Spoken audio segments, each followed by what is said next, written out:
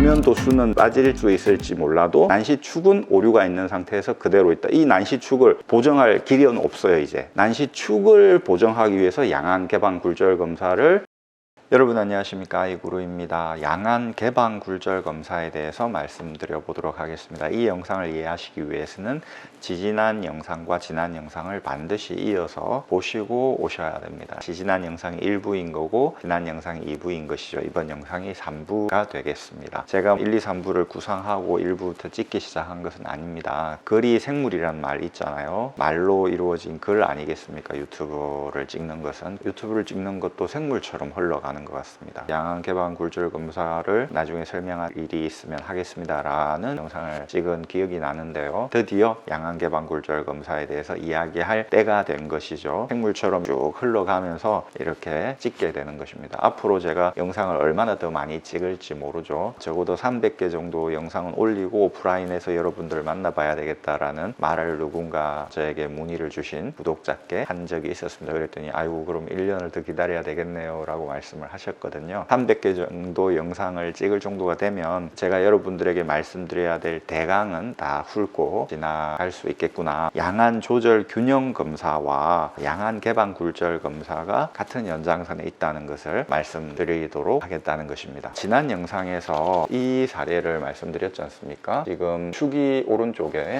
150축이죠. 난시는 축이 있다라고 했죠. 난시의 축이 뭐냐? 그런 것까지 제가 설명을 할 수가 없습니다. 영상을 참조하시기 바랍니다. 150도면 오른쪽이니까 이렇게 된 것이죠. 이 경우는 제가 단안 검사를 했을 것이라고 추정하는 거지 않습니까? 제가 양안 개방 굴절 검사를 했을 경우에 축이 160도가 나왔습니다. 160도 이 정도 됐다는 것이죠. 단안 검사를 했을 때는 이랬다가 이게 무슨 얘기인가? 이렇게 돼 있다고 했지 않습니까? 각막과 수정체의 합쳐진 모습이 이거지 않습니까? 축이 이거죠. 150도예요. 구면 도수가 빠졌지 않습니까? 지금 여기는 575인데 단안 검사를 했을 때 양안 조절 균형 검사를 하면 525가 된다고 했죠. 두 도수 정도 빠진다 그러면 이게 이렇게 두꺼워져 있는데 힘이 빠져서 이렇게 조금 얇아지는 겁니다. 얇아지면서 이렇게 트는 거죠. 그냥 축이 150도 그대로 있으면서 이렇게 되는 게 아니라 수정체가 조금 얇아지면서, 이거는 수정체하고 관련된 거죠. 각막은 그대로 있고 수정체가 조금 얇아지면서 이렇게 되는 것입니다. 양안 조절 균형 검사를 하면 구면 도수는 뺄 수 있다는 것이죠. 그러면 단안 검사를 했을 때 도출된 난시축을 어떻게 할 거냐? 힘이 빠지면 난시축도 변하는데 난시축 변하는 거는 어떻게 검사할 거냐라는 문제의식이 생긴다는 것입니다. 어떤 검안사가 연구를 막 했겠죠. 양안 개방 굴절 검사를 하자. 양안을 개방한 상태에서 단안식 차폐를 하고 검사를 하는 게 아니라 양안을 개방한 상태에서, 그러면은 한쪽에 도수를 넣느냐? 그렇죠. 도수를 넣습니다. 플러스 0.75를 넣는 거죠. 양안 조절 균형 검사를 할 때 플러스 0.75를 넣어가지고 일종의 운무법 같은 거를 해서 비유적으로 밥을 한 공기를 주지 말고 반 공기만 줘보자 라는 그런 거라고 말씀드렸지 않습니까? 그런 것처럼 한쪽에다가 플러스 0.75만 넣고 차폐 렌즈로 가려버리는 것이 아니고 약간 흐릿하게 해주는 거기 때문에 보이기는 한단 말입니다. 정확하게 보이진 않고 그 상태에서 한쪽에 난시 검사를 진행을 하자라는 것입니다. 그렇게 하면 양안으로 봤을 때 난시의 변화량이 측정되어질 수 있을 것이다 라고 생각을 했고 그렇게 데이터를 모았겠죠. 그러면서 역시 세미나 같은 데서 발표를 했겠죠. 요즘 조금 앞서 나가는 검안사들, 안경사들은 양안 개방 굴절 검사를 하는 겁니다. 저 같은 경우는 단안 검사를 다 한 다음에 양안 개방 굴절 검사를 진행하고 그 다음에 양안 조절 균형 검사를 진행합니다. 왜 처음부터 단안 검사하지 말고 양안 개방 굴절 검사를 하지 그러냐? 그런데 처음에는 환자적 고객들이 잘 못 따라와요. 이게 무슨 말인지 잘 모릅니다. 왜냐하면 양안 개방 굴절 검사를 하는 게 조금 겹쳐 보이는 것도 약간 있을 수 있고 쉽지 않거든요. 단안 검사하는 것보다는 단안 검사를 했을 때는 하나만 딱 보이기 때문에 확실하게 알 수 있죠. 점검 차원에서 양눈을 개방하고 양안 개방 검사를 진행하겠습니다. 이거는 점검 차원이니까 그냥 비슷하면 비슷하다고 말씀하시면 됩니다 라고 한 다음에 플러스 0.75 도수를 넣고 진행을 진행을 하는 거죠. 그러면 사시가 있거나 사위가 심한 경우는 2개로 보입니다 이러면서 잘 못 따라와요. 하지만 믿음을 줘야 되겠죠. 조금 어렵기는 해도 분간하실 수는 있을 겁니다. 한번 차분하게 따라와 주십시오 하면서 진행을 하면은 무슨 얘기인지 알겠어요 하면서 말을 합니다. 지금 이분 같은 경우처럼 150도였는데 약간 힘이 빠지면서 160도, 10도라든지 5도 정도 차이가 나는 것입니다. 특히 비스듬한 경우에 이런 경우가 생깁니다. 왼쪽 같은 경우에 178도지 않습니까? 180도라는 걸 알 수 있죠. 제가 양안 개방 굴절 검사를 해서 나온 값은 5도거든요. 단안으로 있을 때는 이렇게 있었는데 이제 힘이 빠지면서 이렇게 됐다는 것이죠. 사람이 결국 양안으로 본다고 했잖아요. 외눈박이 거인처럼 한눈으로 보는 게 아니기 때문에 양안으로 볼 때 과연 이 사람의 난시축이 몇 도인가, 그것이 중요한 것이지 단안으로 볼 때의 난시축이 중요한 것이 아니라는 것입니다. 현실은 양안으로 보는 것이 현실이기 때문에 그 현실에 맞춰야 되는 것이죠. 양안으로 볼 때 축이 160도와 5도다, 180도, 150도가 아니라 이것은 양안으로 가기 위해서 참조하는 값일 뿐이고 양안이 중요하다는 것이죠. 양안의 난시축을 잡아놓고 나서 양안 조절 균형 검사를 해서 구면도수까지 빠지게 하는 것입니다. 제가 해본 결과 단안 검사를 1차적으로 해야 되고요. 그 다음에 양안 개방 굴절 검사를 해야 됩니다. 그런 다음에 양안 조절 균형 검사를 해서 만약에 양안 개방 굴절 검사를 생략을 하면은 이 사람 같은 경우에 525에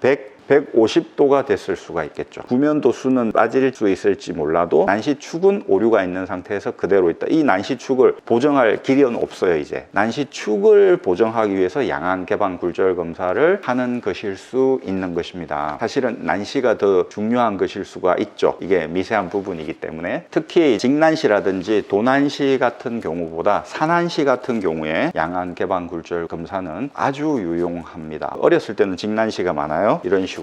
왜냐하면 눈꺼풀이 강하고 지방질이 많고 이러기 때문에 눈꺼풀이 감았다 떴다 하면서 각막도 이런 식이 되고 이런 식이 하여튼 많습니다. 동양인의 직난시가 많다고 하죠. 나이가 들면 눈에 지방질도 빠지고 그러잖아요. 이게 이렇게 돌아갑니다. 도난시가 되는 경우가 많거든요. 이 과도기에 산난시가 있는 경우가 많이 있습니다. 그렇지 않다 하더라도 두 눈으로 봤을 때 변화량이 산난시가 더 많다는 것이죠. 직난시라든지 도난시라는 것은 180도, 90도이기 때문에 어떤 변화의 여지가 크지 않은데 산난시는 변화의 여지가 더 크다는 것이죠. 산난시일 경우에 난시량과 난시축이 양안 개방 굴절 검사를 했을 때 눈에 띄게 변하는 경우가 많이 있습니다. 반드시 양안 개방 굴절 검사를 해줘야 되는 것입니다. 플러스 075 렌즈를 넣어주면서 하는 방법이라는 것이죠. 양안 개방 굴절 검사라는 것이 있고 그것은 양안 조절 균형 검사의 연장선에 있는 것이다 라는 것, 그런 말씀을 드렸고 역시나 이렇게 아주 섬세하게 어떤 과정을 빠짐없이 밟으면서 눈의 결과값을 도출해야 된다는 그런 말씀을 드리기 위해서 여러분 감사합니다. 아이구루였습니다. 또 찾아뵙겠습니다. 구독해주신 여러분 대단히 감사합니다.